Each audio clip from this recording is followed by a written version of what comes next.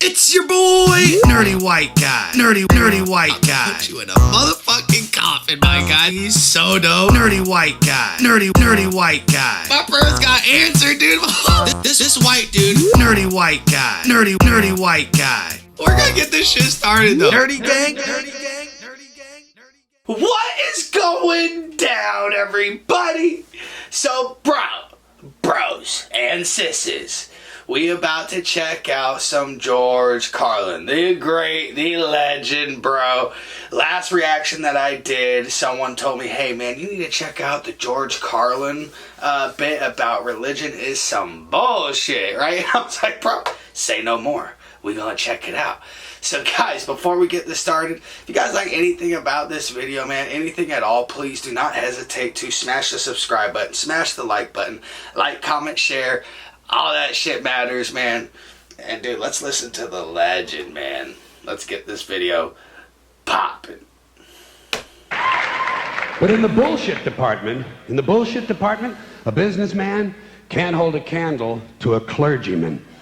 Because I gotta tell you the truth, folks. I gotta tell you the truth. When it comes to bullshit, big time, major league bullshit, you have to stand in awe of the all-time champion of false promises and exaggerated claims, religion.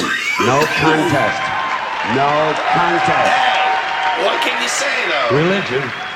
Religion easily has the greatest bullshit story ever told. Think about it. Religion has actually convinced people that there's an invisible man living in the sky who watches everything you do every minute of every day. And the invisible man has a special list of 10 things he does not want you to do. And if you do any of these 10 things, he has a special place full of fire and smoke and burning and torture and anguish, where he will send you to live and suffer and burn and choke and scream and cry forever and ever till the end of time. But he loves you. But he loves you. That's fucking crazy. He loves you. He loves you, and he needs money. He always needs money. He's all powerful, all perfect, all knowing, and all wise. Somehow, just can't handle money. Religion takes in billions of dollars. They pay no taxes, and they always need a little more. Yeah. Now, you talk about a good bullshit story. Holy shit. For real, though, bro. Thank you. But, thank you very much. Thank you very much. But I want you to know something. This is sincere. I want you to know, when it comes to believing in God, I really tried. I really tried. I tried to believe that there is a God who created each of us in his own image and likeness, loves us very much, and keeps a close eye on things. I really tried to believe that, but I gotta tell you, the longer you live, the more you look around, the more you realize something is fucked up.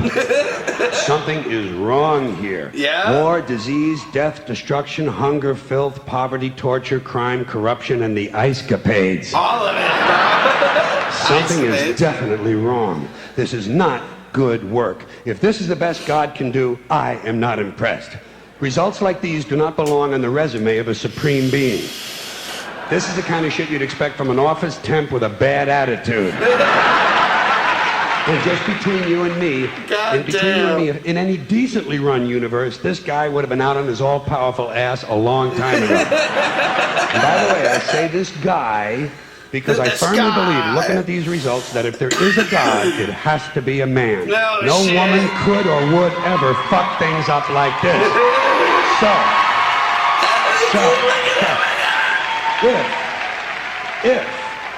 If there is a God, I think most reasonable people might agree that he's at least incompetent and maybe, just maybe, doesn't give a shit. Yeah, no shit. Doesn't give a shit. Which I admire in a person and which would explain a lot of these bad results.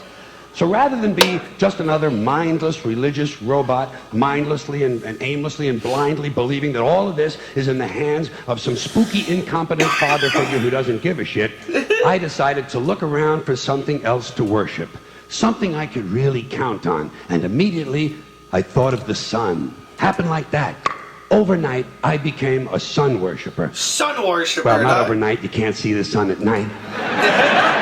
First thing the next morning, First thing, dog. I became a sun worshiper. Several reasons. First of all, I can see the sun. Okay? Yeah. Unlike some other gods I could mention, I can actually see the sun. I'm big on that. If I can see something, I don't know, kind of helps the credibility along, you know? So every day I can see the sun as it gives me everything I need. Heat, light, food, flowers in the park, reflections on the lake, an occasional skin cancer, but hey, at least there are no crucifixions, and we're not setting people on fire simply because they don't agree with us. Facts. Sun worship is fairly simple. There's no mystery, no miracles, no pageantry, no one asks for money, there are no songs to learn, and we don't have a special building where we all gather once a week to compare clothing. And the best thing about the sun, it never tells me I'm unworthy. Doesn't tell me I'm a bad person who needs to be saved. Hadn't said an unkind word. Treats me fine. Yeah. So, I worship the sun. But I don't pray to the sun. No. Know why? I wouldn't presume on our friendship. It's not polite. I've often thought people treat God rather rudely, don't you? Asking trillions and trillions of prayers every day, asking and pleading and begging for favors. Do this, give me that, I need a new car, I want a better job. And most of this praying takes place on Sunday, his day off. It's not nice, and it's no way to treat a friend. That's fucking But people funny, do pray, bro. and they pray for a lot of different things. You know, your sister needs an operation on her crotch. Your brother was arrested for defecating in a mall. But most of all, you'd really like to fuck that hot little redhead down at the convenience store. Shit, so You fucking know, wild, the one with the bro. eye patch and the club foot. Huh? Can you pray for that? I think you'd have to. And I say, fine, pray for anything you want. Pray for anything. But what about the divine plan? Remember that? The divine plan. Long time ago, God made a divine plan. Gave it a lot of thought, decided it was a good plan, put it into practice. And for billions and billions of years, the divine plan has been doing just fine. Now you come along and pray for something. Well, suppose the thing you want isn't in God's divine plan. What do you want him to do? Change his plan? Just for you? Doesn't it seem a little arrogant? It's a divine plan. It's a divine What's the use of being plan? God if every rundown schmuck with a $2 prayer book can come along and fuck up your plan? And here's something else, another problem you might have. Suppose your prayers aren't answered. What do you say? Well, it's God's will. Thy will be done. Fine, but if it's God's will and he's going to do what he wants to anyway, why the fuck bother praying in the first place? Seems like a big waste of time to me. Couldn't you just skip the praying part and go right to his will? It's all very confusing. So to get around a lot of this, I decided to worship the sun. But, as I said, I don't pray to the sun. You know who I pray to? Joe Pesci. Joe Pesci. Joe Pesci. 2 reasons. First of all, I think he's a good actor, okay? To me, that counts. Second, he looks like a guy who can get things done. Joe Pesci doesn't fuck around. Joe Pesci Doesn't fuck around. He doesn't fuck around. In fact, Joe Pesci came through on a couple of things that God was having trouble with.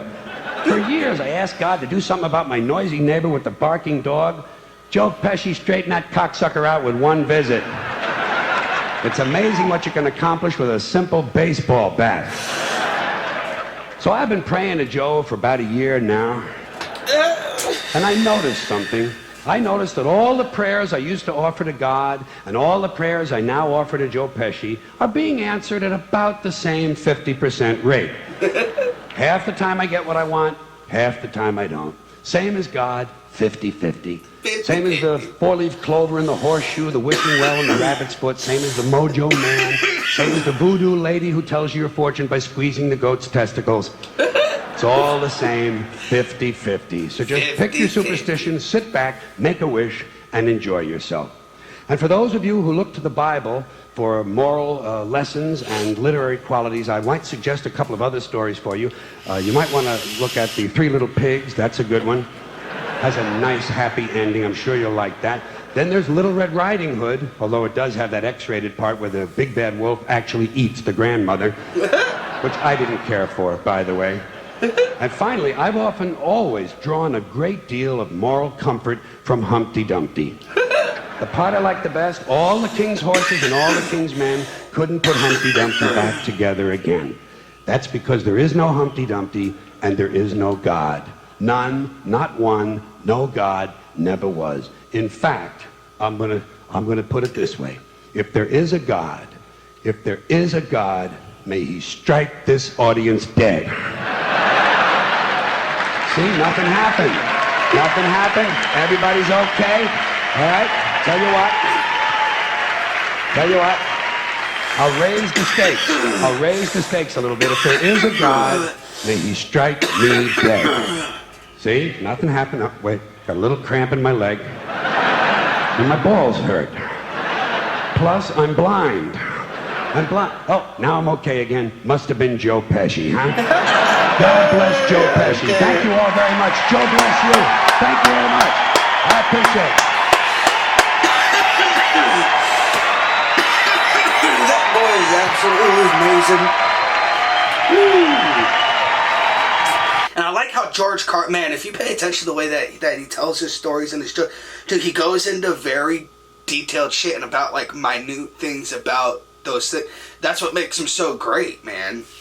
He can just dig into a detail, and he digs so deep into, or not dig into a detail, he digs into like a story, and he just digs in so much, man, that he just like finds every little nook and cranny of that particular category, man. It is absolutely masterful the way he does it.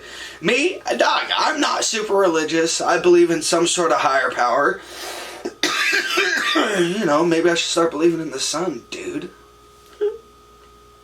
But he's absolutely amazing. Hope you guys enjoyed that reaction. If you did, please smash the subscribe button, smash the like button, like, comment, share. All that shit matters. I'm sitting here dying, nerdy gang, bro. I'm like, oh goddamn. But I love you guys the mostest, nerdy gang, and I will talk to you guys soon. Woo! Let's get it.